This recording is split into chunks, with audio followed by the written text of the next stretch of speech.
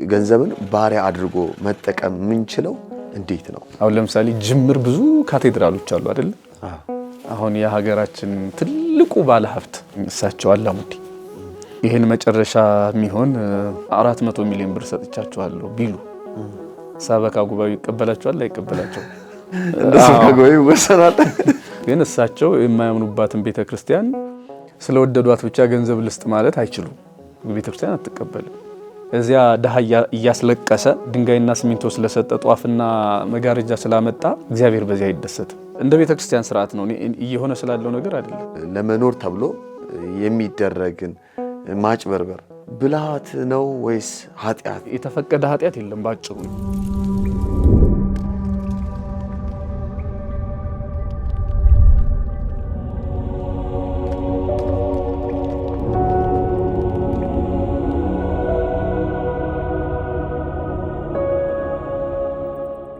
የዕለት ተዕለት የህይወት ርጫችንን ገታ አድርገን ለነፍሳችን የምናርፍበት አይምሮአችንን በቃሉ የምናድስበት ልዩ ጊዜ እነሆ።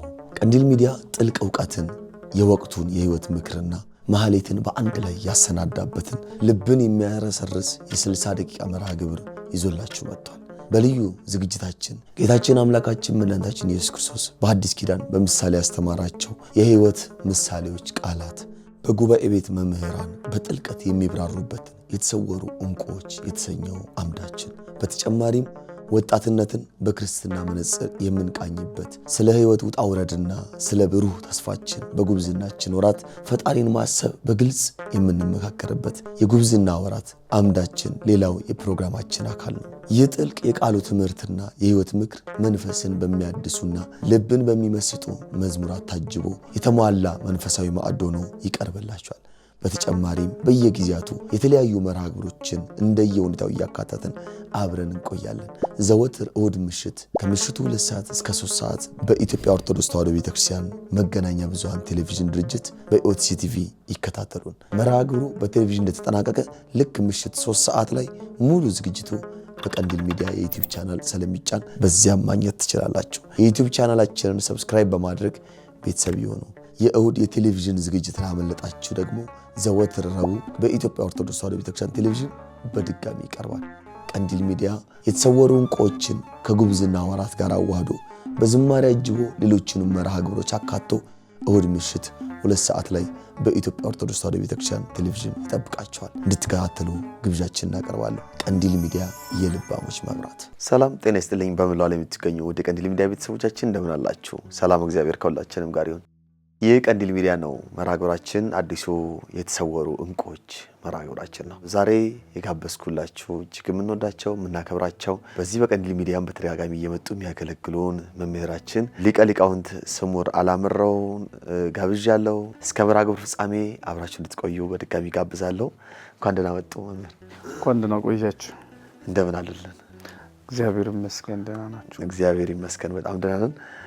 መጽሐፉ በፊት ጸሐፊውን ማወቅ ስለሚገባን እና ሊቀ ሊቃውንት ስሙር ማን ናቸው ብለን ብንጠይቅ ምን አይነት መልስ ይመለስልናል? ከምናረዝመው አሁን ያለሁት በደብረ ነጎድጓድ ቅዱስ ዮሐንስ ቤተክርስቲያን የመጽሐፍ ትርጓሜ መምህርና ስብከተ ወንጌል ክፍል ኃላፊ ሆኜ ነው ያለሁት። በዚህ አገልግሎት ላይ የምገኝ ሰው ነኝ ማለት ነው ባጭሩ። በጉባኤ ቤት ትምህርት እንዳስተማሩ አውቃለሁ። እንደ ጥቂት ነገር ስለዛ ነገር ቢያወሩኝ ደስ ይለኛል። አይ በጉባኤ ቤት እንደዚህ ዘላቂ በሆነ መንገድ ትምህርት ቤት ኖሮኝ ወይም ደግሞ ዛ ትምህርት ቤት ውስጥ ያስተማርኩት ትምህርት የለም። ግን እንዲሁ ለመጀመሪያ ያህል ከሊቀ ሊቃውንት ስምዐኮነ ጋር ፍኖተ ሰላም ትንሽ ቆይታ አድርገናል። ማለት እዛ የነበረውን የብፁዕ አቡነ ቶማስ መታሰቢያ ትምህርት ቤት ነበረ። አሁን ምስራቀ ፀሐይ ተብሎ የቀጠለው ማለት ነው። እዚያ ነበርን። ከዛ በኋላ ደግሞ የመጽሐፈ ሊቃውንት ትምህርት ለማስጀመር ማለት መምህራኑ እስኪመጡ ተማሪዎቹ እስኪሰበሰቡ ድረስ ደብረ ሊባኖስ ገዳም የመጽሐፈ ሊቃውንት ትምህርት ማስጀመር ከአቡነ ቶማስ ጀምሮ መምህር ስላልነበረው ተቋርጦ ነበረ። በወቅቱ ከነበሩ ጸባቲ ጋር ተነጋግረን መምህር ቋሚ የሆነ መምህር እስኪገኝ ድረስ አስተምር ተብዬ እዛ ነበርኩ። እኔ ደግሞ እንግዲህ ዘመናዊ ትምህርት ለመማር በነበረኝ ፍላጎት ምክንያት በቦታዎች ላይ እስከ መጨረሻው መቆየት ስላልቻልኩ አዲስ አበባ ተመለስኩ ማለት ነው። ከአዲስ አበባ ነበር አይደል? ከአዲስ አበባ ነበር። እንደው ግን ከአዲስ አበባ ጥሎ መሄድ አይከብድም ነበር? ማለት አዲስ አበባ ለምዶ ሰው ጸጥ ያለበት ቦታ ላይ ለማስተማር መሄድ ብዙ ከባድ አልነበረም በዛ ጊዜ? አይከብድም። እዚህ ተወልዶ እዚህ ለኖረ ሰው ነው እንጂ እኛ ሲጀመር ለከተማው ነው ባዳ ልንሆን የምንችለው እንጂ ለገጠሩ አይደለም። ምክንያቱም እዛ ነው መሰረታችን ያለው። ስለዚህ የሚከብድ ነገር አልነበረው። በጣም መልካም። እንደው የሚያስታውሱት መማር ማስተማሩም ላይ በትምህርት ቤትም ሆነ እንደው ጉባኤ ቤት ተክዬ የሚል ነገር ቁጭት አለበት አለ። ግን እንግዲህ ሁኔታዎች ደግሞ ያን ቁጭት ወይም ደግሞ ቢሆን ብዬ የማስበውን ነገር እንዳደርግ ስላልፈቀዱ እንጂ ይኖራለሁ። ለምሳሌ በአንዱን ባነሳ ትምህርት ቤቱ ማለት አካሄድ እኛ ጥንት የነበረው ነው። ቋንቋችን፣ አተራረካችን፣ ምናችን፣ ምሳሌዎቻችን ታሪክ ነው እና በራሱ መቀመጥ እንዳለበት አምናለሁ። ችግር የለውም። ነገር ግን ሌሎች ተጨማሪ ነገሮች ቢኖሩ ብዬ የማስባቸው ነገሮች አሉ። ማለት አሁን ባለን ትርጓሜ ላይ ለምሳሌ ሃይማኖተ አበው የሚባለው ትምህርት በጣም ትንሽ ሆነው 60 ምናምን አካባቢ ሊቃውንት የተናገሩት ቃል ነው። አብዛኛው ቃል በጣም ትንሽ ነገር እየተቆረጠ መጥቶ ነው አሁን እኛ የምንማረው።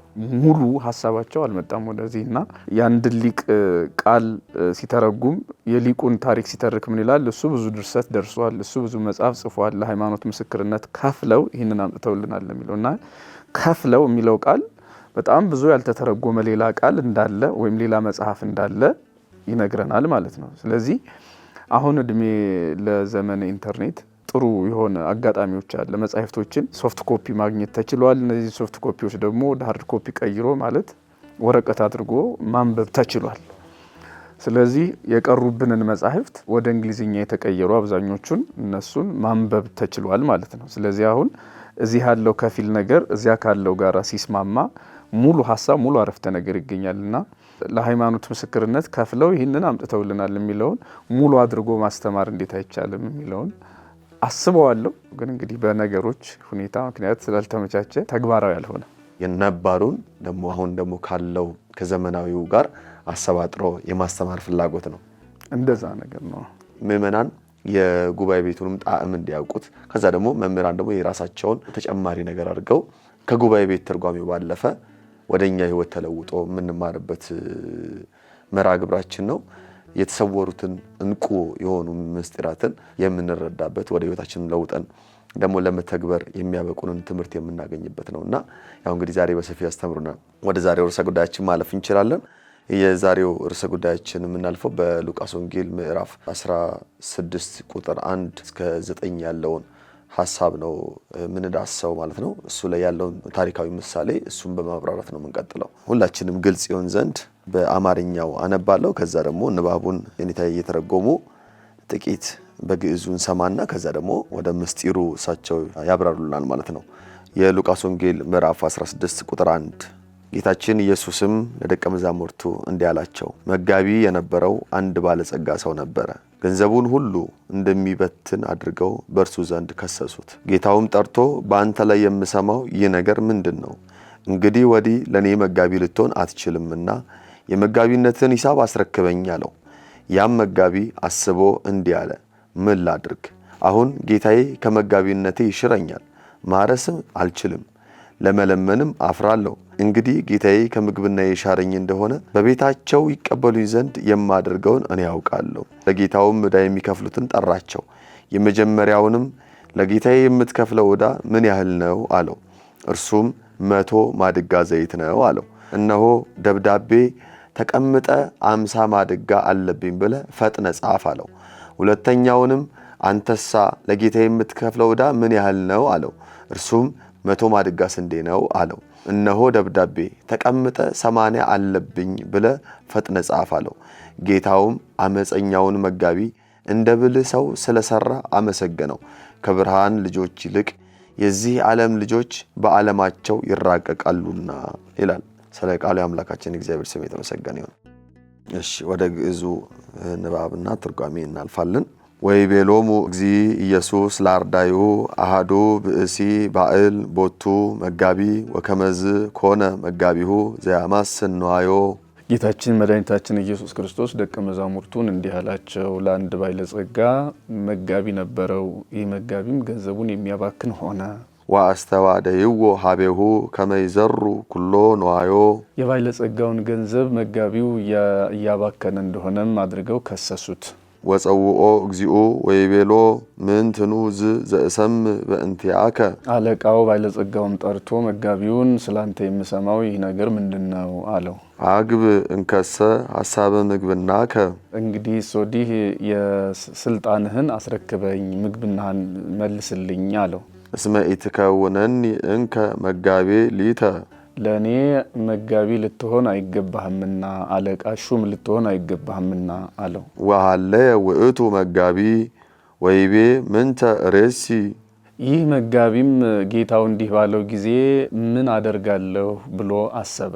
ናሁ ይስእረኒ እግዚእየ እምግብናየ እነሆ ጌታዬ ከሹመቴ ይሽረኛል። ሐሪሰሂ ይክል ማረስ አልችልም፣ መቆፈር አልችልም። ወስኢለሂ አፍር ደሃ ነኝ ብሎ መለመንም አፍራለሁ። አአምር እንከሰ ዘእገብር እንግዲህ ሶዲህ ጌታዬ የሚሽረኝ የሚያሰናብተኝ ከሆነ የማደርገውን አውቃለሁ። እምከመሰ አረኒ እግዚእየ እምግብናየ ጌታዬ ከሹመቴ የሻረኝ እንደሆነ ከመይትወከፉኒ ውስተ አብያቲሆሙ በዘላለም ቤታቸው ይቀበሉኝ ዘንድ ወጸውኦሙ ለእለ ይፈድይዎ ዕዳ ለእግዚሁ ለጌታው ዕዳ የሚከፍሉትን ባለ ዕዳዎችን ጠራቸው። ወይቤሎ ለቀዳማዊ ሚ መጠነ ዕዳ ትፈድዮ ለእግዚእየ ለጌታዬ ምን ያህል ዕዳ ተከፍለዋለህ? ምን ያህል ዕዳ አለብህ አለው። ወይቤሎ ምእተ በመስፈርተ ባዶስ ቅባ 100 ማድጋ ዘይት ዕዳ አለብኝ፣ ይህንን ያህል ከፍላለሁ አለው። ወይቤሎ ናሆኬ መጽሐፍከ እነሆ ዕዳህ ንበር ወጸሐፍ ፍጡነ 50 ላዕሌከ እነሆ ባንተ ያለብህ ዕዳ 50 ነው፣ 50ው ተትቶልሃል፣ ይህንን ጻፍ አለው።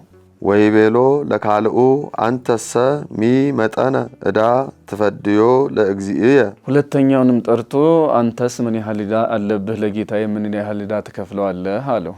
ወይቤሎ ምእተ በመስፈርተ ቆሮስ ስርናየ እነሆ በቆሮስ መስፈሪያ 100 ቆሮስ እከፍለዋለሁ አለ። ቆሮስ ማለት በእኛ 12 ጫን ወይም ደግሞ በ12 በቅሎች የሚጫን እህል እንደማለት ነው።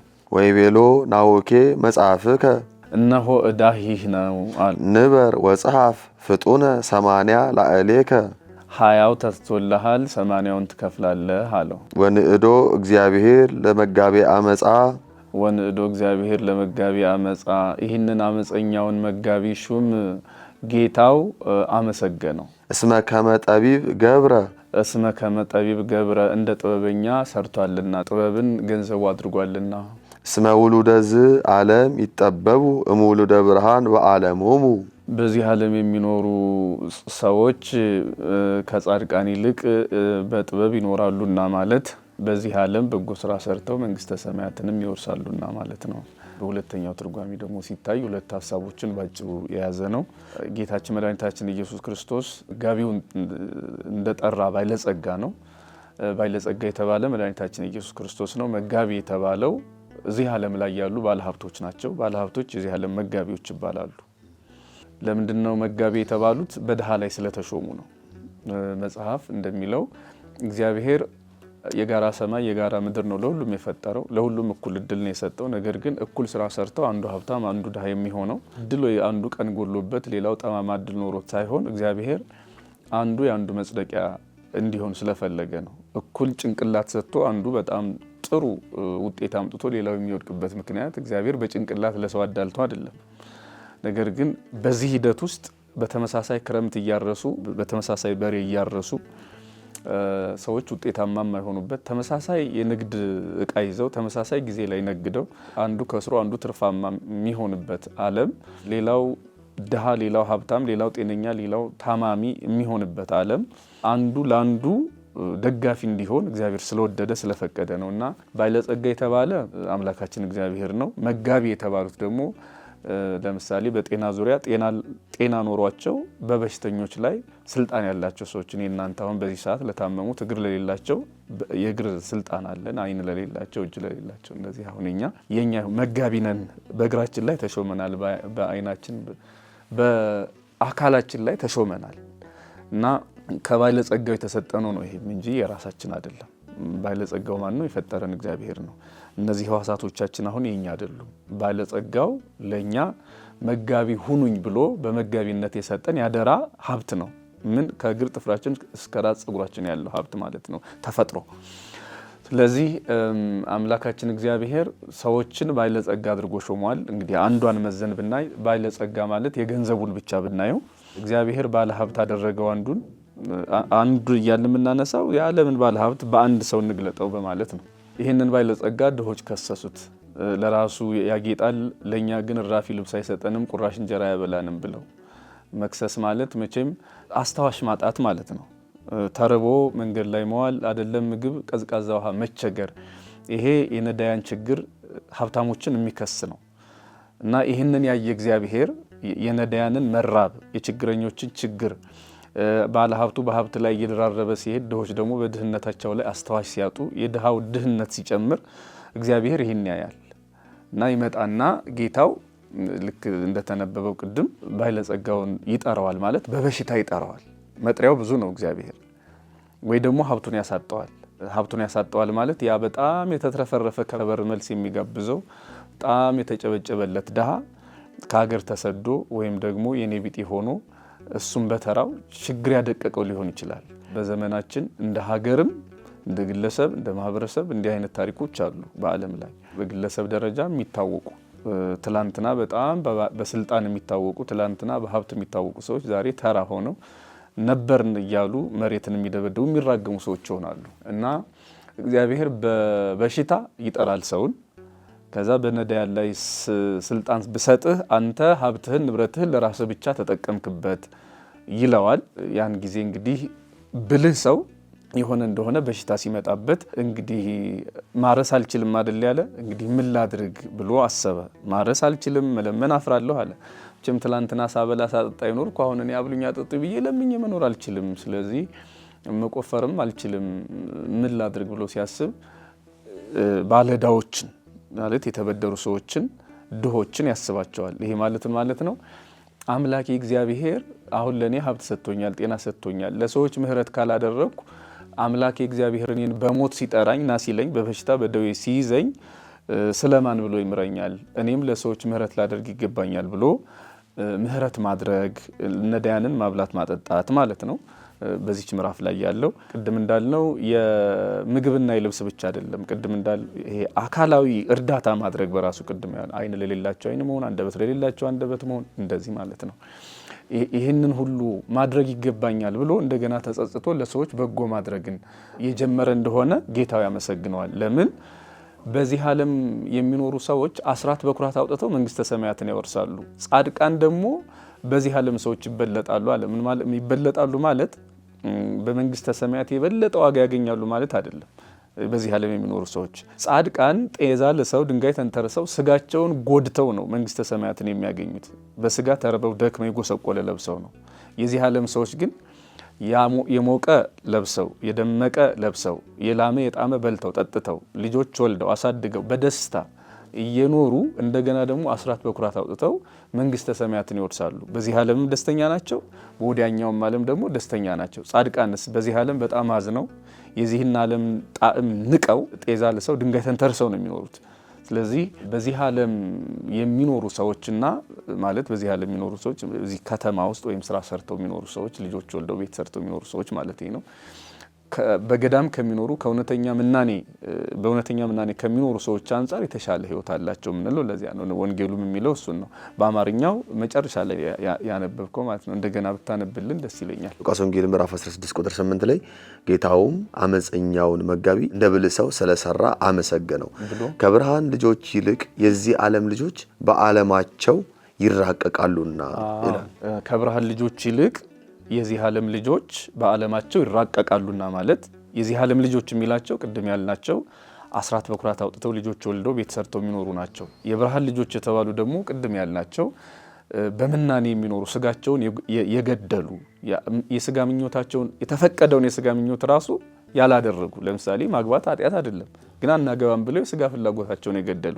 መብላት መጠጣት በመጠኑ ኃጢአት አይደለም፣ ግን መብል መጠጥ እንኳን አንፈልግም ብለው መልበስ ኃጢአት አይደለም በልኩ መልበስ የማያስፈልገንም ብለው ራቁታቸውን የሚኖሩ ሰዎች እነሱ ከብርሃን ልጆች የተሻለ ከነዚህ የተሻለ የዚህ ዓለም ልጆች እድል አላቸው። ለምን? ሁለት ደስታ ይወርሳሉ ማለት ነው፣ በዚህ ዓለምም በመንግስተ ሰማያት። ጻድቃን ግን አንድ ደስታ ብቻ ናቸው ያለች፣ እሷ በመንግስተ ሰማያት የምትገኘዋ ፍጽምት የሆነች ክብር ነው ማለት ነው። ለዚህ የመጀመሪያው ይሄ ነው እና አስራቱን በኩራቱን የሚያወጣ እግዚአብሔር ይቀጣኛል ብሎ በመንግስተ ሰማያት ማረስ አልችልም ማለት ወይስ ነዳያንን እኮ ያኔ በምድር እያለሁ ስላላበላሁ እስኪ አሁን በጎ ላድርግላቸው ብሎ በጎ ስራ አልሰራም ብሎ ከሞተ በኋላ እግዚአብሔር ባለጸጋው ከጠራው በኋላ መጋቢው ይሄ ሹመኛ ማለት እዚህ ምድር ላይ ያለውን ሰው በሞት ወይም በደዌ ከጠራው በተለይ በሞት ከጠራው በኋላ በጎ ስራ መስራት አይችልም በመንግስተ ሰማያት። ስለዚህ በጊዜ በሀብት ላይ ማወቅ ተገቢ ነው። እንደውም ቀጥሎ ምናልባት የእናንተ መርሃ ግብር እስከዚህ ስለሆነ እንጂ ለሁለት ጌታ መገዛት አትችሉምና ብሎ ነው የሚቋጨው። ለሁለት ጌታ መታዘዝ ወይም መገዛት አትችሉም ማለት አንድ ሊቅ ምን ብሎ ያብራራዋል? ገንዘብ ጥሩ ባሪያ መሆን ሲችል እኛ ግን መጥፎ ጌታ አደረግነው ይላል። ምን ማለት ነው? ለራስ ብቻ ዝም ብሎ ለልጄ ለምናምኖቼ ብቻ የሚል እና የራስን ፍላጎት የራስን ደስታ ብቻ ማከማቻ እናደርገውና እኛ ጌታ መሆን ሲገባን እሱ ጌታ እኛ ሎሌ እኛ ባሪያ እንሆንለታለን። በገንዘብ ላይ ለምሳሌ ከዘመድ ያጣላናል፣ ከእግዚአብሔር ቤት ያርቀናል። ስግብግቦች በማድረግ እዚህ ምድር ላይ ብቻ ተስፋችንን ይቀብረዋል። ደስታችን ገንዘብን ማግኘትና ማጣት ላይ ብቻ ይሆናል እና በሱ በኩል የሚመጣውን ደስታ መፈለግ ላይ ብቻ ይሆናል። ከእግዚአብሔርና ከሰማይ የሚመጣውን ደስታ ይቀማናል። ስለዚህ ገንዘብን መጥፎ ጌታ ያደረግነው እኛ ነን፣ ጥሩ ሎሌ ማድረግ ስንችል ይላል እና ሉቃስ 12 ላይ ያለው አይነት ሰው እንዳንሆን ነው የሚመክረው። ዋናው ሉቃስ 12 ላይ ያለው የሚታወቅ ሰው ነው። በጣም ንፉግ ባለጸጋ ነው እና መሬቱ አማረለት፣ ሰመረለት እና አሁን መሬት እርሻው በጣም ፍሬያማ ሆኗል።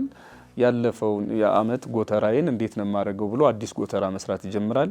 እግዚአብሔር ግን አንተ ሰነፍ ባሪያ ያከማቸው ለማን ይሆናል? ነፍስህን ዛሬ ይወስዷታል አለውና ሀብቱን ሳይበላ ሳይጠጣው ወሰደው እና እንዲህ ፍጻሜው እንዲህ እንዳይሆን ነው።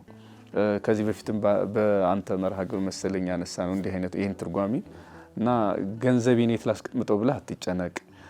አዲስ ጎተራ ለመስራትም አታስብ። ስጋ የለበሰ የሰው ጎተራ አለ። ባዶ ሆድ የተራበ ሆድ እዚያ ሄደህ እህልህን አስቀምጠው። ልብሴን የት ላስቀምጠው አትበል።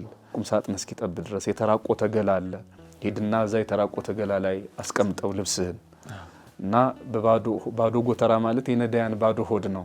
እዚህ ሳጥንህን ያስጨነቀው ልብስም እዚያ የተራቆተ የስጋ ሳጥን አለ፣ ሰው ማለት ነው። የሰው ገላ ላይ ሄደህ አስቀምጠው፣ የመንግስተ ሰማይ ዋጋ በዚያ ታገኛለህና ይላል። እኛ እንደ ሉቃስ 12ቱ ባለጸጋ ከንቱ የሆነ ሀሳብ ምድራዊ ሀሳብ ተብትቦህ ነዳያንን ረስተህ ስልጣንህ ለራስህ ብቻ እንዳይሆን አንተ የተሾምከው በሌሎች ላይ ነው በማለት ይህንን ይተረጉማሉ። ሁለተኛም ትርጓሜ አለው። ምናልባት ይህንን ለመጨረስ ያህል ግን አንዲት ጥቅስ እዚህ ላይ መክብብ 11 ላይም ቁጥር 1 ጀምሮ ተመሳሳይ ሀሳቦች አሉት። ምንድነው እሱ? መክብብ 11 ላይ እንጀራን በውሃ ላይ ጣለው ከብዙ ዘመን በኋላ ታገኘዋለህ ይላል። እችም እንጀራ በውሃ ላይ ጣለው ማለት ይሄ ወራጅ ውሃ ላይ ሄዶ መጣል አይደለም።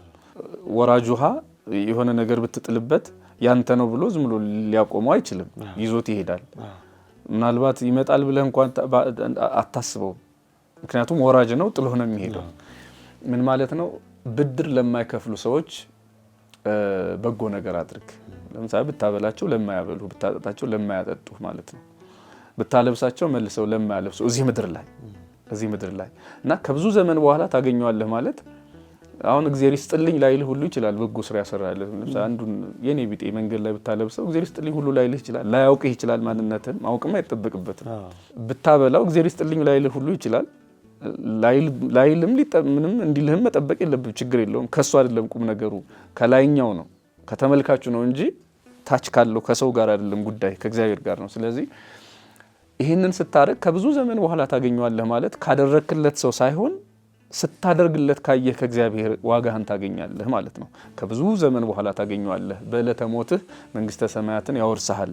በዕለተ ሞትህ ይከራከርልሃል ዋጋ ሆኖ ነው። ይሄ ባጭሩ በወንጌላችን በስንክሳራችን በብዙ አንጢላሪዎስ የተባለ ታሪክ ላይም ተጽፎ ይገኛል። ምናልባት ታሪኩን በጣም ባጭሩ ለመተረክ በጣም ንፉግ ባለ ሀብት ነው አንጢላሪዮስ። እና ነዳያን የኔ ቢጤዎች እሱ ሲወጣ ሲወርድ በእነሱ በኩል ሲያልፍ ይወራረዳሉ። ይሄን ንፉግ አየሁ ምንም እኮ አይሰጥም፣ አንድም ቀን እኮ ሰጥቶ አያውቅም፣ ተሳስቶ ሰጥቶ አያውቅም፣ ምግቡ ቢበላሽ እንኳን ይጥለዋል እንጂ ለኔ ቢጤ አይሰጥም እያሉ የሚያወሩለት ሰው ነው።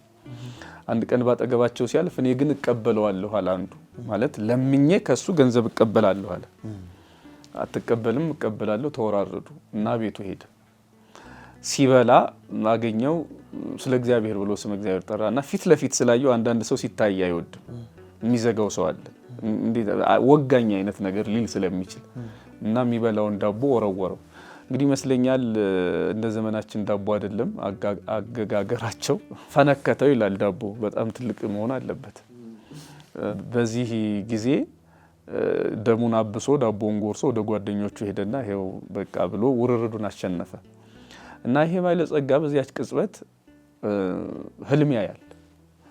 ህልም ሲያይ ባለጸጋው አንጢላሪዮስ እሱን አጋንንት ሊወስዷት ይመጣሉ። ቅዱሳን መላእክት ደግሞ ነፍሱን ለይተው ከስጋዋ ወደ እግዚአብሔር መንግስት ይወስዷታልና አጋንንት እየተከተሉ እረ ይሄ ክፉ ባለጸጋ የኛ እኮ ነው፣ በህይወቱ በጎ ስራ ሰርቶ አያውቅም እያሉ ይከተሉታል። አጋንንቱ ማለት ነው። ከመላእክት ነጥቀው ወደ ሲኦል ሊወስዱት እና ይህን አስፈሪ ህልም ለረጅም ደቂቃ እያየ ነው። መሀል ላይ ክርክሩ እንዴት ተቋጨ? ክፉ ነው ካላችሁ ይሄ ሰው አንጢላሪዮስ እስኪ ምስክር ይምጣ ተባለ። ምስክር ሲፈለግ ይሄ ትላንትና በዳቦ የተመታው ሰው መጣና መስክር ተባለ። አዎ ትላንትና ተርቤ አብልቶኛል ብሎ መሰከረለት።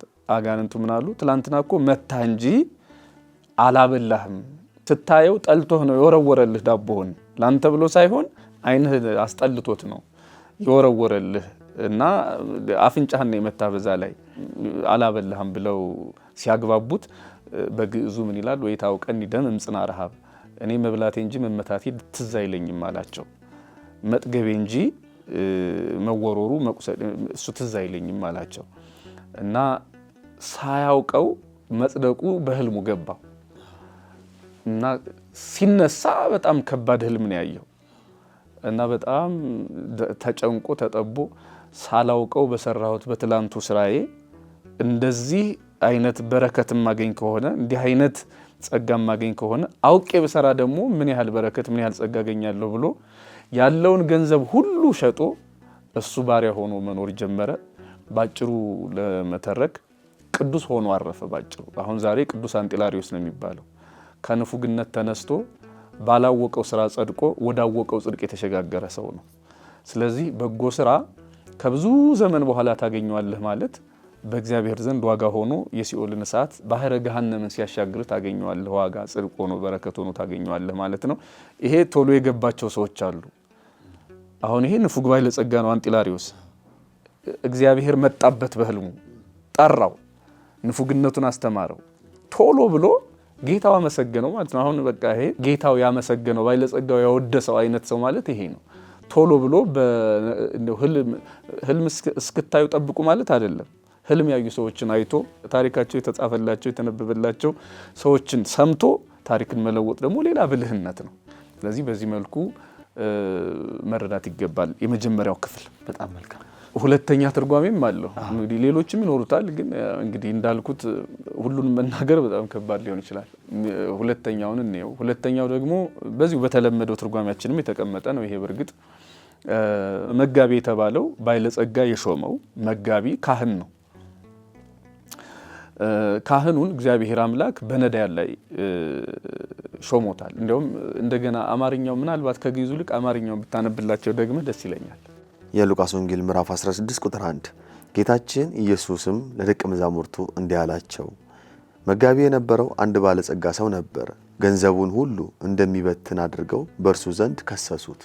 ይሄ ደግሞ እንግዲህ ባለጸጋ የተባለው ራሱ መድኃኒታችን ኢየሱስ ክርስቶስ ነው። ራሱን በባለጸጋ ይመስላል። ምክንያቱም ሀብቶ የማያልቅ ብቸኛው ባለ ሀብት ራሱ መድኃኒታችን ኢየሱስ ክርስቶስ ነው። የዚህ ዓለም ባለ ሀብቶች ሀብታቸው ያልቃል።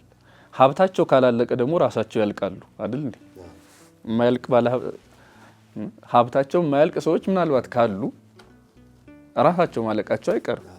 ስለዚህ ወይ ሀብቶ ያልቃል ወይ ባለ ሀብቶ ያልቃል። እዚህ ምድር ላይ ያለው እውነት ይሄ ነው። ሀብቱም ባለ ሀብትነቱም የማያልቅበት መድኃኔዓለም ኢየሱስ ክርስቶስ ብቻ ነው። ባለ ሀብቶ ያልቃል ማለት ይሞታል ማለት ነው። ሀብቱ ሳያልቅ ራሱ ያልቃል፣ ይሞታል። ስለዚህ መድኃኒታችን ኢየሱስ ክርስቶስ ግን ከሁሉም የተለየ ሀብቱ አያልቅም፣ እሱነቱም አያልቅም፣ ሀብትነቱም አያልቅም። መጋቢው ማን ነው ያል እንደሆነ ደግሞ ካህን ነው። ካህን ሲባል በነገራችን ላይ ብዙ የተሳሳቱ ትርጉሞች አሉት። ሌሎች ሰዎች ከኦርቶዶክስ ቤተክርስቲያን አስተምሮ ውጭ ያሉ ሰዎች የሚሳሳቱበት እንዳለ ሆኖ እኛ ቤትም ደግሞ ስህተት አለ።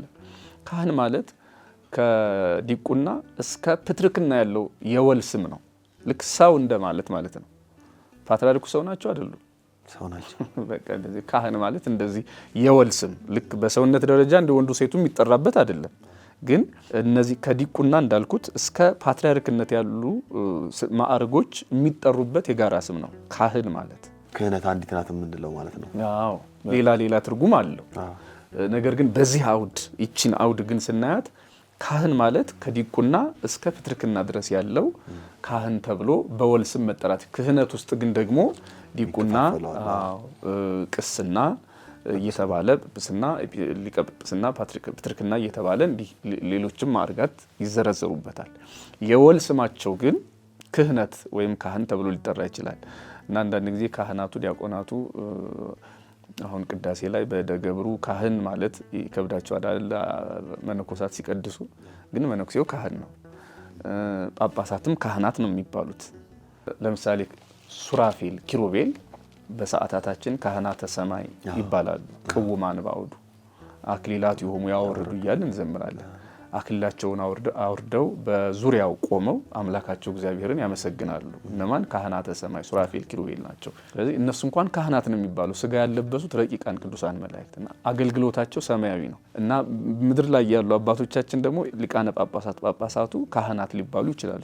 ይሄ ብቻ አይደለም፣ ምእመንም ሊባሉ ይችላሉ ናቸው። ምእመን ማለት አማኝ ማለት አይደለም። ምእመናን ካህናት ብላሁን የተሳሳትኩ ነው የሚመስለው። ምእመናን ኤጲስቆጶሳት፣ ምእመናን ጳጳሳት ብል እንዴ እብዱ መጣ ነው የሚባለው። አሁን ይሄ ችግር ነው። ግን አማኞች ሊቃነ ጳጳሳት፣ የእምነት መሪዎች አማኞች ሊባሉ ይችላሉ እና ምእመን ማለት አማኝ፣ ምእመናን ማለት አማኞች ማለት ነው እንጂ ሌላ ነው ትርጉም የለው እንጂ የተማረ ያልተማረ ስልጣን የሌለው ያለው ማለት አይደለም። እዚህ ምድብ ውስጥ ያስገባ ነው እኛ ነን። ለማንኛውም ግን እዚህ መጋቢ የተባለው ካህን ነው። ካህን ሲባል ቄሱ ብቻ ትዝ እንዳይል ማለት ፈልጌ ነው።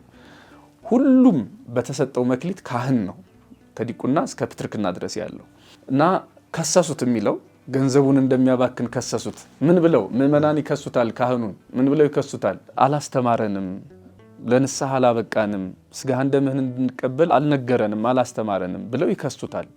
ምንድን ነው የሚከሱ? መክሰስ ማለትን ማለት ነው። አለመቀበላቸው መክሰሳቸው ነው። አለመማራቸው ክስ ነው። የነሱ ነፍስ የነሱ ደም በትንቢተ ሕዝቅኤል እንደተጻፈው ኃጢአተኛውን ከኃጢአቱ እንዲመለስ ብትመክረው እና እምቢ ቢል ደሙ በሱ ይሆናል። ባትመክረው ግን እና ከኃጢአቱ ባይመለስ በኃጢአቱ ቢሞት ያ ሰው የሱ ደም ባንተ ይሆናል ይላል። አሁን የካህናት ጉዳይ እንደዚህ ነው። ሰው ከና ኃጢአቱ ሲሞት፣ ንስሐ ሳይገባ ሲሞት፣ ሰው ሳይቆርብ ሲሞት ሟቹ ብቻ አይደለም የሚሞተው። እዚህ ምድር ላይ የተሾሙት የነፍስ አባት ሆነው ወይም ደግሞ የንስሐ አባት ሆነው የቤተ ክርስቲያን መጋቢ ሆነው የተሾሙት መምህራኑን ጭምር ይሄኛን ሁሉ የሚመለከት ነው። ሁላችንም አብረን ነው የምንሞተው። ባለማስተማር፣ ያኛው ባለማጥመቅ፣ ባለማቁረብ፣ ልጅነት ባለመስጠት፣ ለስጋው ለደሙ ባለማብቃት፣ ከበቁ በኋላ ባለመጠበቅ ሁላችንም እንከሰሳለን። ተከሰሰ ማለት እሱ ከሰሱት የሚለው ለቁርባን አላበቃንም፣ ለስጋ ለደምህ አላበቃንም፣ ለንስሐ አላበቃንም ብለው ይከሱታል። መክሰስ ማለት ቅድም እንዳልኩ አፍ አውጥቶ መጥፋት በራሱ መክሰስ ነው። ህይወታቸው በራሱ ይከሰናል እኛን ማለት ነው። ከዛ ቀጥሎ ምንድን ነው የሚለው? ጌታውም ጠርቶ በአንተ ላይ የምሰማው ይህ ነገር ምንድን ነው? አዎ ይሄ በአንተ ላይ የምሰማው ነገር ምንድን ነው የሚለው አምላካችን እግዚአብሔር እንግዲህ የምእመናንን ህይወት ካየ በኋላ ካህኑን ይጠራል። በምን ይጠራዋል? በደዌ ሊጠራው ይችላል፣ በሆነ መቅሰፍት ሊጠራው ይችላል፣ በሆነ እሱ እግዚአብሔር ባወቀ ካህኑን ይህን አገልጋዩን የሚጠራበት መንገድ አለው። ይሄ በአንተ ላይ የምሰማው ነገር ምንድን ነው ብሎ ይጠይቃል እግዚአብሔር። ከእንግዲህ ወዲህ ለእኔ መጋቢ ልትሆን አትችልም እና የመጋቢነትን ሂሳብ አስረክበኝ አለው። የክህነትህን ስልጣን አስረክበኝ። ክህነትን የሰጠውህ እንግዲህ በኛ መንገድ ሲብራራ ጠበል እንድትረጥ ብቻ አይደለም ማለት ነው። ክህነትን የሰጠው ዝም ብለህ አመመህ ጠምጥመህ አምረህ እንዲው ካባ ላንቃ ለብሰህ የበዓል ቀን እንድትባርክ አይደለም። ዛሬ በዚህ እንትን ተገኝተው እንትናሉ እንዲባል አይደለም። ዋናው የክህነት ዓላማ እንግዲህ ብዙ ነገሮች ሊኖሩት ይችላሉ። በሁለት መንገድ እናየዋለን። የመጀመሪያው ያሉትን መጠበቅ ነው። ቀጥሎ ደግሞ የጠፉትን መፈለግ ነው። አድርጋለሁ ነው። ይህንን ካላደረክ ምግብናዬ ነው ወይም ደግሞ ይሄ ስልጣኔን መልስልኝ አስረክበኝ ይላል እግዚአብሔር። ልትሰራበት ካልሆነ ስልጣኑን ለምን ወሰድከው ነው። አሁን ቅዳሴው ላይ ይታጎል ይችላል፣ ግን ቅዳሴውን የሚሰሙ ምእመናንን አምጥተሃል ወይ ነው። ማህሌቱ ላይ ይታጎል ይችላል፣ ማህሌቱን የሚያደምጡ ምእመናንን ፈጥረሃል ወይ ነው። አዎ ይሄንንም አድርጎ ካልተሳካኮ ምንም አይደለም፣ ችግር የለውም። ይሄ ባለ አንዱ መክሊት ምናልባት በሌላ ፕሮግራማችሁ ልታዩት ትችላላችሁ። አንዱ አለ ማየት ነው። ወንጀል በደል የሆነበት አንዱን መክሊት መቅበሩ ነው እንጂ ሌላ ነገር አይደለም። ለምሳሌ ሲወጣ ሲወርድ እሱ እንዳሰበው ሌባ አግኝቶ ቢቀማው እንደ ትርፍ ነበር የሚቆጠርለት። ግን ሙከራም አላደረገም። ሙከራ ስላላደረገ ነው ይሄ ሰው ወንጀል የሆነበት እንጂ እሱ እንዳለው ሲወጣ ሲወርድ ሌባ አግኝቶት ገንዘቡን ቀምቶት ቢሆን ኖሮ እንዳትራፊ ነበር የሚቆጠረው። ግን በፍርሃት ገንዘቡን ቀበረ። በዚያ ምክንያት ተወቃሽ ሆኖ ወደ ጨለማ ቤት እንዲጣል ምክንያት ሆነው እና እኛ ምን ሙከራ አድርገናል ነው። ለዚህ የመቀደስ መንፈሳዊ አገልግሎት ነው። ሌላውም ነገር በሙሉ መንፈሳዊ አገልግሎቱ ማለት ነው። የቢሮው ምኑ እሱ ጥሩ ነው። ነገር ግን ደግሞ ምእመናንን ካላጸና የጠፉትን ካልፈለገ ሌላ ነገር ነው ማለት ነው። ምእመናንን ለቁርባን ካላበቃ ለንስሐ ካላበቃ ትምህርታችንም ቅዳሴያችንም ማህሌታችንም ከንቱ ይሆንብናል ማለት ነው። ይሄ ማለት በራሱ ቅዳሴው ማህሌቱ ምኑ አገልግሎቱን እየነቀፍኩት አይደለም። ምእመናንን ለማምጣት ጥረት ካልተደረገ የዚህ ሁሉ ድምር ውጤት ግን ከንቱ ነው እያለ ነው። እና እግዚአብሔር ባለጸጋው የማይደሰተው በዚህ ነው። ትከሰሳለህ ብሎ እንግዲህ እንደዚህ ካላደረክ ካላተረፍክ እታች ያሉትን ካላሰብክ ምን አገባኝ ካልክ ስልጣኔን ለምን ወሰድክ ነው የሚለው። ያን ጊዜ ምን ይላል እሱ? ያም መጋቢ አስቦ እንዲህ አለ፣ ምን ላድርግ? አሁን ጌታዬ ከመጋቢነቴ ይሽረኛል፣ ማረስ አልችልም፣ ለመለመንም አፍራለሁ። እንግዲህ ጌታዬ ከምግብና የሻረኝ እንደሆነ በቤታቸው ይቀበሉ ዘንድ የማደርገውን እኔ ያውቃለሁ አለ። እነሱን እንግዲህ ምእመናንን እግዚአብሔር ለኔ መጽደቂያ አድርጎ ከሰጠኝ ለኔ በረከት አድርጎ ከሰጠኝ ምእመናንን አስተምሬ አጥምቄ ለስጋው ለደሙ አብቅቼ የዘላለም ሕይወትን እወርስ ዘንድ እነሱን ማወርሳቸው ዘንድ ይገባኛልና ምን ላድርግ ብሎ ያስባል፣ ይጨነቃል። እግዚአብሔር በሆነ ተአምር ካህኑን ሲጠራው ማለት ነው። ይህን ጊዜ ምን ይሆናል? ካህኑ ምን ማለት አለበት ማለት ነው? ምእመናንን በፍታ ነገስታችንም የተጻፈ አንድ ካህን ልጆቹን ወይም ደግሞ በጎቹን ማለት ያለበት እንዲህ ነው። ተመየጥ አንተ በንስሐ ወደ እግዚአብሔር ተመለስ፣ ወአነ እትዌከፍ ሞተ ህየንቴከ እኔ ስላንተ ሞትን እንኳን ሳይቀር እቀበልልሃለሁ። በከመ ተወክፈ ሞተ ክርስቶስ ህየንቴ ወህየንተ ኩሎሙ ምእመናኒሁ ክርስቶስ ስለ በጎቹ ስለ እኔ መከራ እንደተቀበለ እኔም ስላንተ መከራ እቀበልልሃለሁ ብሎ እዳውን ተወለት አይደል የሚል እዳ እየተወ ነው የሚሄደው። ለአንዱ 50 ለአንዱ 80 እየተወ እንደየአቅማቸው ማለት ነው። አንዱ ብዙ ቀኖና ብዙ መቀበል ይችላል፣ አንዱ ደግሞ በተለያየ ምክንያት ብዙ ቀኖና መቀበል የማይችል ይሆናል። እንደየአቅማቸው ቀኖናቸውን እያየ ይሰጣል ማለት ነው። ይሄ ማለት ነው። ለምሳሌ አንድን ሰው 3 ወር ጹም ብሎ በቀን 50 ስገድ ቢል 25ቱን እሰግድልሃለሁ አንተ ደግሞ 25ቱን ስገድ ይላል፣ እንደየአቅሙ ማለት ነው። የማይችል ከሆነ አንዱ ደግሞ ምናልባት 100 መስገድ የሚችል ሆኖ ማለት ቀኖናው 100 ስግደት የሚያስፈልገው ሆኖ 100 መስገድ ግን የማይችል ከሆነ 80ውን ስግደትን እሰግድልሃለሁ 20ውን ደግሞ አንተ ስገድ የሚል አይ ከቀኖናው የሚካፈል ቀኖና የሚሰጥ ብቻ አይደለም፣ ቀኖናውን መካፈል መቻል አለበት። ጾም ብቻ አይደለም መስጠት የሚችለው። ምናልባት የሆነ የ4 ወር ጾም የሚሰጠው ከሆነ 2 ወር ወይም 3 ወር እኔ ጾምልሃለሁ 1 ወር ደግሞ አንተ ጾም፣ ወይም ደግሞ 2 ወር አንተም 2 ወር ጾም እኔም 2 ወር ጾምልሃለሁ። ምናልባት 3 ሳምንት ቢሰጠው እኩል ከፍሎ ወይም ደግሞ 2 ሳምንት እኔ ጾምልሃለሁ አንተ ደግሞ ቀሪውን 1 ሳምንት ጾም ብሎ ጾሙን አብዛኛውን እሱ ወስዶ ስግደቱን አብዛኛውን እሱ ወስዶ ወይም ደግሞ እኩል ተካፍሎ ቀኖናውን ተጋርቶ መንግስተ ሰማያት ማግባት መቻል አለበት ማለት ነው። ይሄ አንዱ የካህናት ተልእኮ ነው። ካህናት ምለው ቅድም እንዳልኩት ዲያቆን በእርግጥ ቀኖና ላይሰጥ ይችላል፣ ግን ወደ ቀኖና እንዲሄዱ ወደ ንስሐ እንዲሄዱ ያደርጋልና እሱም የራሱ ተጠያቂነት አለበት ማለት ነው። መጋቢ ባጭሩ እዚህ ዓለም ላይ ካሉ ባለስልጣናት፣ እዚህ ዓለም ላይ ካሉ ባለ ሀብቶች፣ እዚህ ዓለም ላይ ከሚኖሩ ካህናት አንጻር በዚህ መልኩ የሚተረጎም ነው። ቀጥሎ ምንድነው የሚለው መጨረሻው ላይ ነበረችው ቁጥር 8 ላይ ጌታውም አመፀኛውን መጋቢ እንደ ብልህ ሰው ስለሰራ አመሰገነው፣ ከብርሃን ልጆች ይልቅ የዚህ ዓለም ልጆች በዓለማቸው ይራቀቃሉና እንግዲህ የምእመናንን መጥፋት ካየ በኋላ ካህኑ እግዚአብሔር አምላክ ተገሰጸ ብሎ አንዳንዴ ግሳጼው እንደ ኢሳይያስ ሊሆን ይችላል። ይታወቃል አይደል? ኢሳይያስ መገሰጽ 3 ዓመት ዲዳ ሆኗል፣ መናገር የማይችል ሆኗል። ሌሎቹ በእርግጥ 27 ዓመት የሚሉ አሉ። እንግዲህ 3 ዓመት የሚሉትን ብናይ 3 ዓመት ታምራት፣ ትምህርት፣ ትንቢት፣ የትንቢትነት ጸጋ ሁሉ ተገፎት ነበር ብዙዎቹ በሚስማሙበት እና እግዚአብሔር በዚህ ቀጣው፣ ገሰጸው። ትንቢተ ኢሳይያስ ምዕራፍ 6 ላይ ባለው ታሪክ ውስጥ ነው ያለ ይሄ። ማንን ልላክ ሲል እግዚአብሔር እኔ ላክ ብሎ ነበር። ነገር ግን ለምጻም ነኝ ይል አይደል? ከዛ ከሱራፌል አንዱ መጥቶ ይህንን የተገፈፈበትን ጸጋ መለሰለት በጉጠት አምሳል እሳት አምጥቶ ሲያስነካው እና ጸጋ ይገፈፋል። ጸጋውን ገፎ እግዚአብሔር አምላክ በሆነ መንገድ ብቻ ካህኑን ካሳየው ከገሰጸው በኋላ እንደዚህማ ሆኜ አልቀጥልም፣ ምእመናንን ማስተማር፣ ቅድም ያለው ያልቆረቡትን ማቁረብ፣ ንስሐ ያልገቡትን ንስሐ እንዲገቡ ማድረግ፣ ያልተማሩት እንዲማሩ ማድረግ፣ የጠፉትን መፈለግ መቻል አለብኝ ብሎ አንድ ካህን ወደዚህ ስራ ሲሄድ ግን እግዚአብሔር ያመሰግነዋል ወይም ደግሞ እግዚአብሔር ያደንቀዋል። በብልህነቱ በትንሽ ተግሳጽ ወደ ህዝቡ ወደ ራሱ ስለተመለሰ ማገልገል በደንብ ፍሬ ማፍራት ስለቻለ እግዚአብሔር ይወደዋል። በዚህ ይህንን አገልግሎቱን ይህን መመለሱን ይወደዋል እና ከዚያ ቀጥሎ ከብርሃን ልጆች ይልቅ የዚህ ዓለም ልጆች በዓለማቸው ይራቀቃሉና። ከብርሃን ልጆች ይልቅ የዚህ ዓለም ልጆች በዓለማቸው ይራቀቃሉና ማለት ክህነት ይዘው በምናኔ ከሚኖሩት በበረሃ በገዳም ከሚኖሩት ከሰው ተለይተው ማለት ነው ከሚኖሩት ይልቅ እዚህ ዓለም ላይ የሚኖሩ ካህናቱ ይራቀቃሉ ማለት ምን ማለት ነው? እነዚያ ለራሳቸው ነው ጽድቅን የሚወርሱት፣ ከሰው ጋር ግንኙነት የላቸውም። እነዚህኞቹ ግን የነፍስ ልጆቻቸውን አስከትለው ነው ገነት መንግስተ ሰማያት የሚገቡት። አባት ሆነው ነው ገነት መንግስተ ሰማያት የሚገቡት። እነዚያ እውነተኛ መናኞች ግን ለሀገር ለዓለም ሊጸልዩ ይችላሉ። ግን የነፍስ አባት ሆነው ሰዎችን ስለ ንስሐ ስለማይሰጡ ዞረው ስለማያስተምሩ ማራኪ ሆነው አይሄዱም። እነዚህ ግን ከኃጢአት ከዲያብሎስ ህዝብን ሁሉ ማርከው ብዙ ሆነው ነው የሚሄዱት። ስለዚህ ምርኳቸውን ሲያይ ነው ብዙ ሆነው መግባታቸውን ገነት መንግስተ ሰማያት መውረሳቸውን ለማሳየት ነው። ከብርሃን ልጆች ይልቅ የዚህ ዓለም ልጆች በዓለማቸው ይራቀቃሉ የሚለው እሱን ነው። ስለዚህ በዚህ ዓለም ያለ ካህን ገዳም ከሚኖር ሰው የበለጠ ብልጫው ምንድነው የተባለ እንደሆነ እዚህ ለራሱ ጻድቅ መሆኑ አይደለም፣ ለጽድቅ ሰዎችን በማብቃት ነው ህይወቱ የሚመዘነው እንጂ ለራሱ አይደለም። ለራሱ ሃይማኖቱን በማጽናት ብቻ አይደለም፣ ሌሎች በሃይማኖት እንዲጸኑ በማድረግ ጭምር ነው የሚመዘነው። ለዚህ ነው በገዳም ካሉ እውነተኛ ምናኔ ካሉ አባቶች ይልቅ እዚህ ዓለም ላይ ያሉ አገልጋዮች የሚደነቁት ወይ የሚራቀቃሉ የተባሉት ለዚህ ነው ባጭሩ።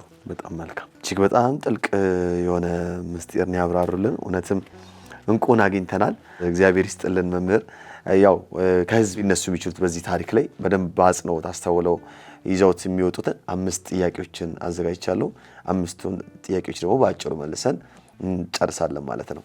የመጀመሪያው ጥያቄ ምንድነው? ጌታችን አምላካችን መድኃኒታችን ኢየሱስ ክርስቶስ ንብረት ያባከነውን አጭበረበረ ተብሎ የተከሰሰውን ሰው ብልህ ብሎ ለምን አደነቀው? መድኃኒታችን ኢየሱስ ክርስቶስ ይህንን ሰው ብልህ ብሎ ያደነቀው ስላላጠፋ አይደለም፣ ጥፋቱን ቶሎ ስላረመ ነው። በቃ ጥፋታቸውን ቶሎ የሚያርሙ ሰዎች ብልሆች ናቸው። የማያጠፉ ሰዎች አይደለም ብልህ የሚባሉት፣ አጥፍተው የሚመለሱ ሰዎች ናቸው። በጣም በዚህ ባጭሩ ይሄ ነው። እሺ፣ ሁለተኛ ባልተገባ መንገድ ያገኘነውን ገንዘብ ለምጽዋት ሰጥተን መንግስተ ሰማያትን ማውረስ እንችላለን? ባልተገባ መንገድ የመጣ ገንዘብ ንስሐ ያስፈልገዋል። መቼም ንስሐ የማያስፈልገው ነገር የለም። ንስሐ ከተገባ በኋላ ደግሞ የመጀመሪያው ንስሐ ነው ማለት የምፈልገው።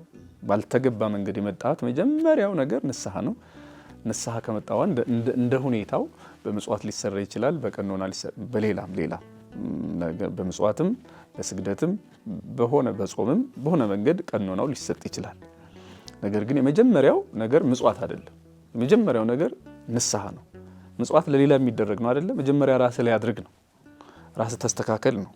ራስ ታርመ ራስ ተስተካክለ ሁለተኛውን ምጽዋት ታደርጋለህ ነው። አንተ ሳትስተካከል ሳትሰራ ገንዘብ ብቻ የሚሰራው ነገር ስለሌለ ለዚህ በአልሆነ ነገር የመጣ ገንዘብ ወደ ቤተ እግዚአብሔር መጥቶ አገልግሎት መስጠት አይችልም። በነገራችን ላይ ጥያቄ ለምን ያልጠይቅህም አንተ ብቻ ከምትጠይቀኝ። አሁን ለምሳሌ ጅምር ብዙ ካቴድራሎች አሉ አይደል የተጀመሩ። አሁን የሀገራችን ትልቁ ባለሀብት እሳቸው አላሙዲ ይሄን መጨረሻ የሚሆን 400 ሚሊዮን ብር ሰጥቻቸዋለሁ ቢሉ ሰበካ ጉባኤው ይቀበላቸዋል አይቀበላቸውም?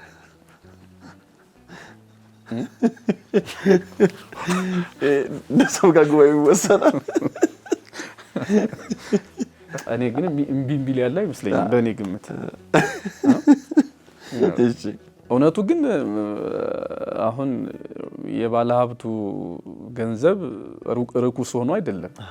ግን እሳቸው የማያምኑባትን ቤተክርስቲያን ስለወደዷት ብቻ ገንዘብ ልስጥ ማለት አይችሉም። ቤተክርስቲያን አትቀበልም። ስርዓቷ ነው። ከወገኖቿ ከአማኞቿ ነው ገንዘብ መቀበል የምትችለው ቤተክርስቲያን። በሌላ መልኩ አይደለም ይቅርና በአፋ ያሉ ከቤተክርስቲያን ውጪ የሆኑ ሰዎች ባለሀብቶች ይቅርና ለምሳሌ እንደ ቤተክርስቲያን ስርዓት ስናነሳ እዚሁ በቤተክርስቲያን ውስጥ የሚኖሩ አማኞች ሀብታቸውን ሰጥተው ማገልገል ቢፈልጉ በሀብታቸው እንደ ቤተክርስቲያን ስርዓት ነው እየሆነ ስላለው ነገር አይደለም።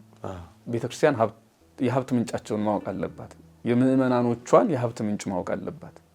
ያ ማለት ነው ለምሳሌ እዚያ ድሃ እያስለቀሰ ድንጋይና ሲሚንቶ ስለሰጠ ጧፍና መጋረጃ ስላመጣ እግዚአብሔር በዚያ አይደሰትም። ስለዚህ መጀመሪያ እዚያ ሰራተኛውን አላስለቀሰም ወይ የድሃ እንባ አልፈሰሰበትም ወይ የሚለውን ማጥራት አለባት።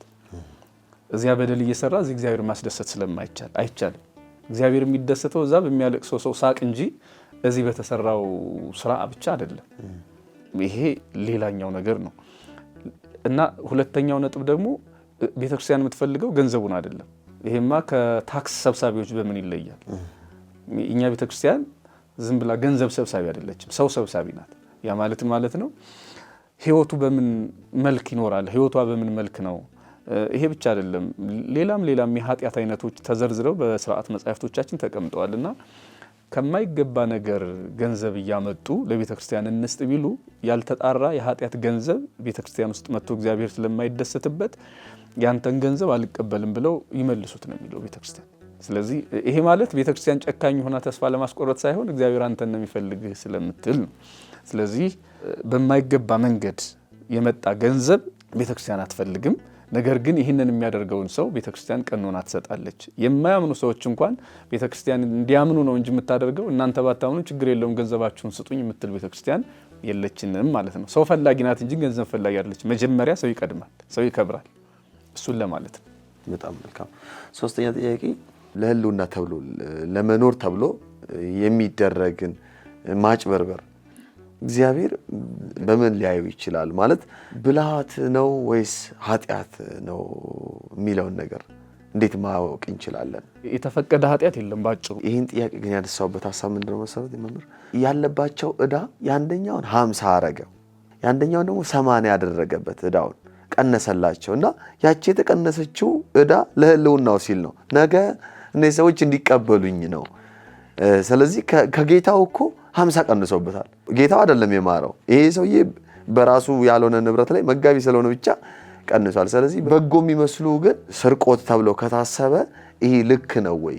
መጋቢውን ወይም ደግሞ ስራ አስኪያጁን የጠላው ገንዘብ ለምን አላተረፍክልኝም ብሎ አይደለም። ለምን በጎ ስራ አልሰራም ነው። ለምን ሰው ታስጨንቃለህ ነው። እና ምሳሌው እዚህ ዓለም ላሉ ስራ አስኪያጆች አይሆንም።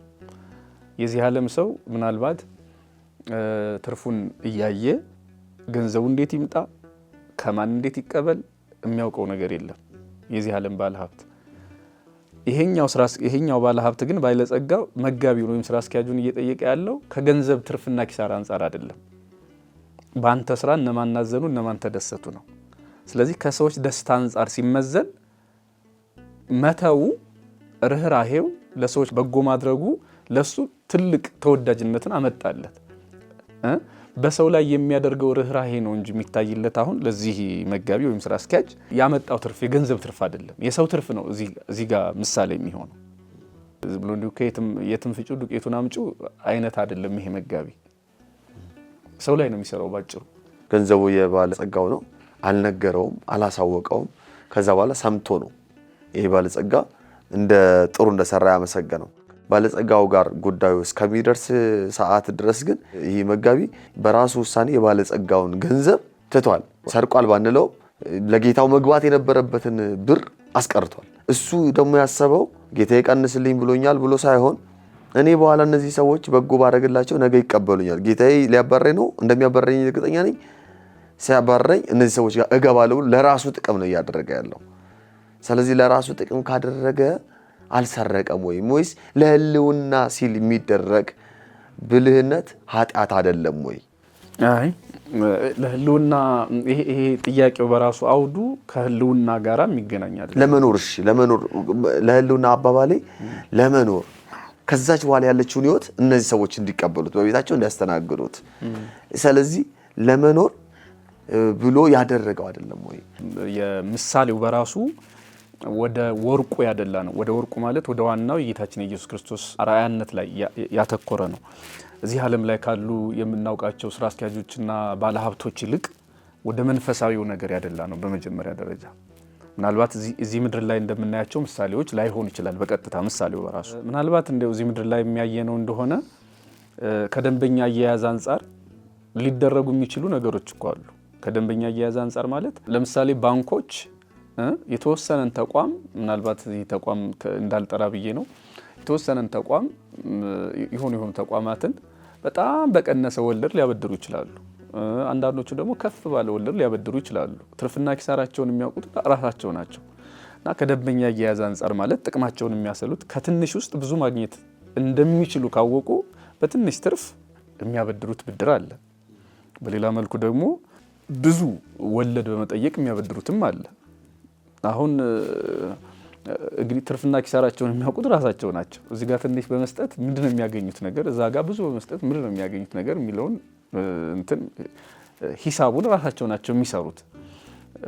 ይህ አሁን በእኛ ተቋም ራሱ የሚታይ ነገር ነው።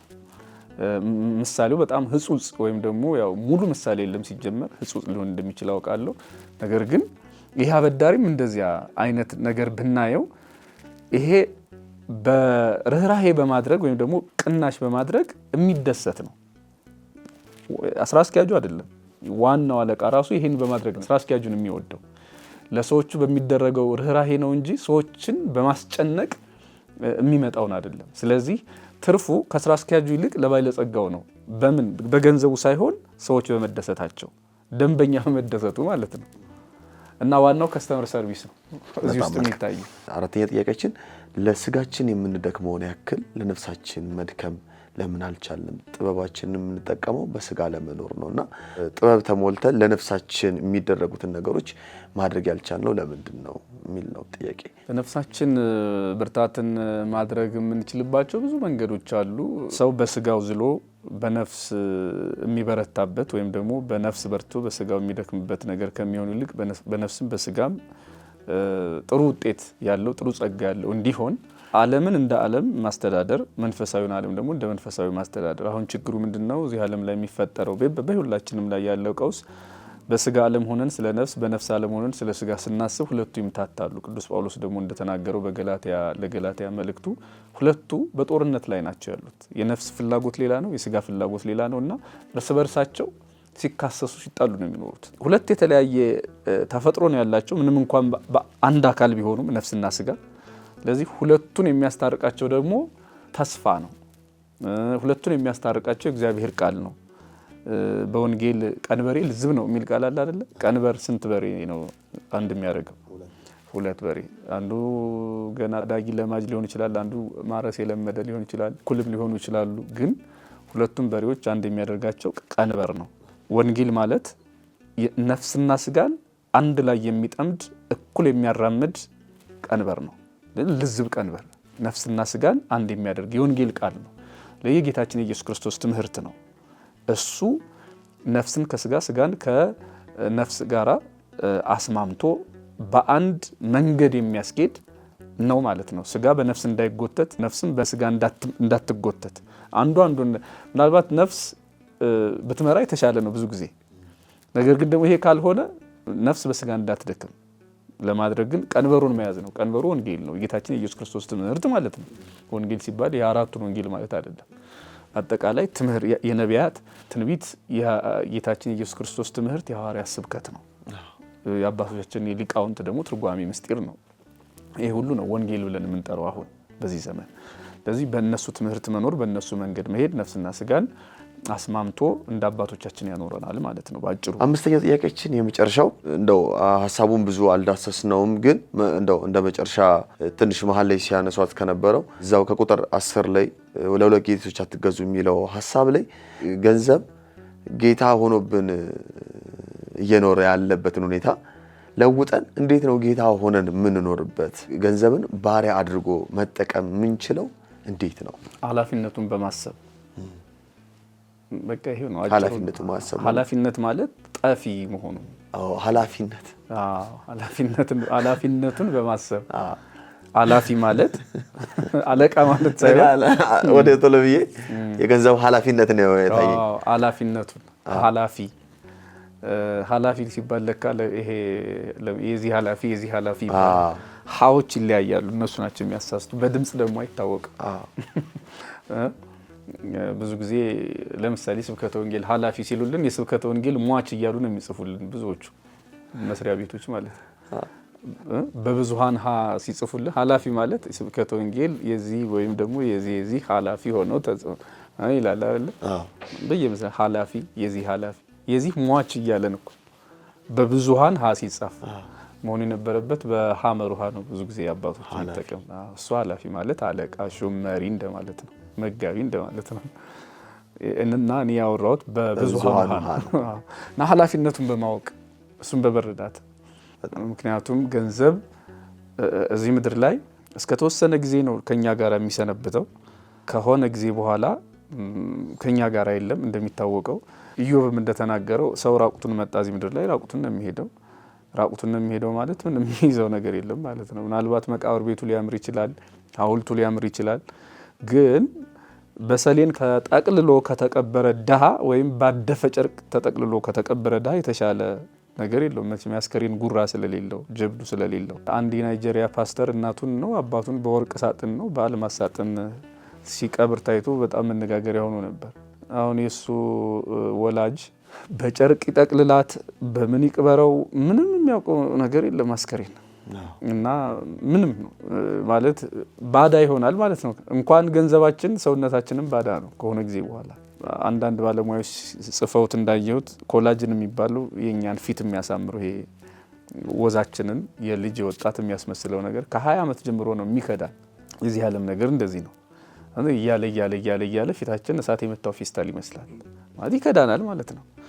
ስለዚህ እንኳን ገንዘባችን የኔ የምንለው ገላችን እንኳን ከጊዜ በኋላ ይከዳናል እያልኩ ነው። እሱን ለማለት ነው። በጣም መልካም።